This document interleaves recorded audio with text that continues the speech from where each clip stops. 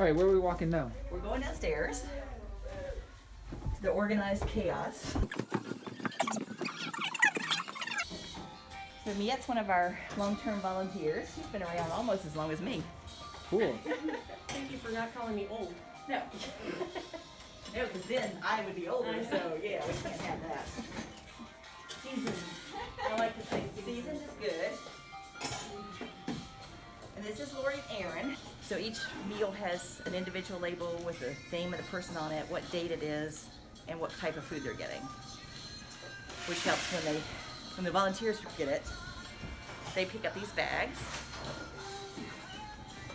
And each of the bags has a route sheet that shows the name and the address and directions for getting to each of the houses, so they go one to the other. And they get a hot portion of the meal, which is some type of protein, a starch, and a vegetable. And then they get a cold box too. The cold boxes are over here. These are the ones that get ready for tomorrow. The cold boxes have some type of salad, some type of fruit, bread, and milk or juice. So they get both of those, kind of around lunchtime. Nice.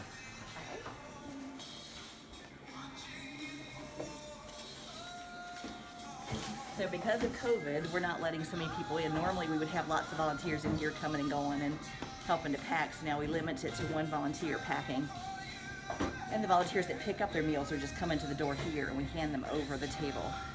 It used to be that they would, stop and have a conversation and sometimes even go inside and help make sure they get the meal either put in the refrigerator or opened up, whatever they needed. They can't do that anymore.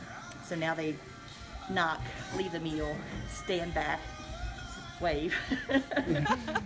So the Meals on Wheels in Charlottesville is its own independent organization. There's a Meals on Wheels America, but it's a membership organization, so we don't have to belong to it. There are 5,000 Meals on Wheels across the country, which is really, there's a lot. That's a lot. If somebody needs us and they live in Charlottesville, Albemarle, we'll find a way to get to them. That changed in the last few years.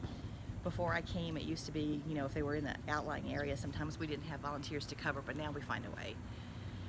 We've got, we go Earlysville, Scottsville, wow, all the way out west and east. So there's some of our routes go pretty far out, but most of them are fairly close, and we do a couple in Crescent Hall that's on Grace Street. There's a lot of places in town where people live that most people who are part of Charlottesville Albemarle community would not know exist. Yeah, that seems like a very extensive network. I mean, y'all are getting everywhere. We are. How many clients do you serve? Right now we've got about 240. So wow. we were down and we had a wait list. When COVID started, we made the decision that we go ahead and get food to everybody on the wait list because it's just too important. There was that added layer of people not being able to get out. So most of the people we serve are homebound anyway.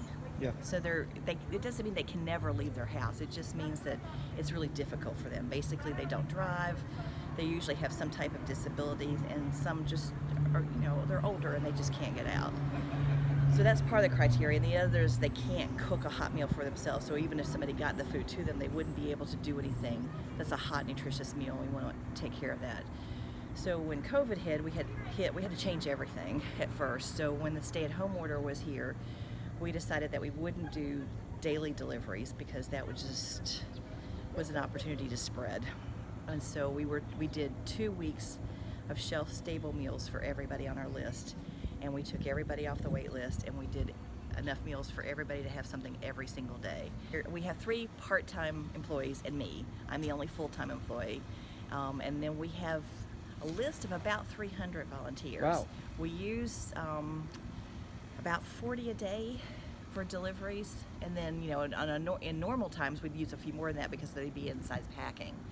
So we have shuttle drivers that take a bunch of meals to Scottsville and some of the outlying areas, and the drivers pick up locally. So what we try to do is make sure that anybody who's driving and delivering does it within an hour. I see. Which that's easy. Take an hour at lunchtime once a week, and you get to deliver meals. And Most everybody who tries this gets pretty addicted to it. Typically they do, yeah. They have conversations and they get to know each other. They get to be friends. And we in fact had, when we did the shelf-stable meals, I had a phone brigade. So I had about 40 volunteers that were calling all of the clients every 2 to 3 days just to make sure they're okay. Because part of what we do is, having the conversations, it's a little bit of a wellness check too. Absolutely. So we're actually checking on people, making sure they're okay. When the volunteers go out, anybody that they don't see, they don't actually talk to, they call us and give us the list of the people they didn't see, and we call back and make sure that they're okay. And if we can't get them and we were worried about them, we have an emergency contact for everybody. So we call the emergency contact next, we check the hospitals, and if we don't get an answer, we don't know what's happened to them, we call the police and have them do a wellness check. In reality, it sounds like you're really like a community lifeline for a lot of folks. I hope so. That's what we want to be. I mean, I think the meals are almost secondary to the fact that they actually get some interaction. Isolation is a huge problem, not only in this country, but in the world. Yeah. And amongst seniors that live alone and they just don't see anybody. So most of the people we serve, I would say we're the only human contact they get every day. So it's vital, and Yeah. especially now. It's a really big deal. There's a lot of things that they can do if they want to. Just because they're younger doesn't mean they can't help. They can write letters. They may not get return letters back, but if they just wanted to write a note to somebody and say, hey, we're thinking about you. We know that you're alone, and we want to know that you've got somebody out here that's thinking about you. Something like that. Or making Christmas cards, Thanksgiving cards, birthday cards. So we send a birthday gift to everybody on our list. It's small, but that's okay. We're just, want to recognize their birthday. And it Yeah. always has a card in it. Most of them are handmade, and they love those. They especially love getting them from kids. And we send everybody a gift at the holidays. So after the blizzard bags get out, we'll start collecting gifts for Christmas. And that'll be the next thing that lines the hall is Christmas bags. We are open Christmas Day. We're open every holiday if it falls during the week. So on Christmas Day, everybody will get a nice meal, and we'll Nice. do a little extra special meal for that day and a gift. And we have some families that come at Christmas that they've made that part of their routine every Christmas, which is really nice. They Yeah. see them once a year, but year after year they come and do that. And then next year, Christmas is on a Saturday, so I don't know what we're going to do. Bye. Oh, and I just want to say thank you, too, for the mural and the ideas, and anything that comes out of this is going to be great. So you can see the big blank wall. There it is.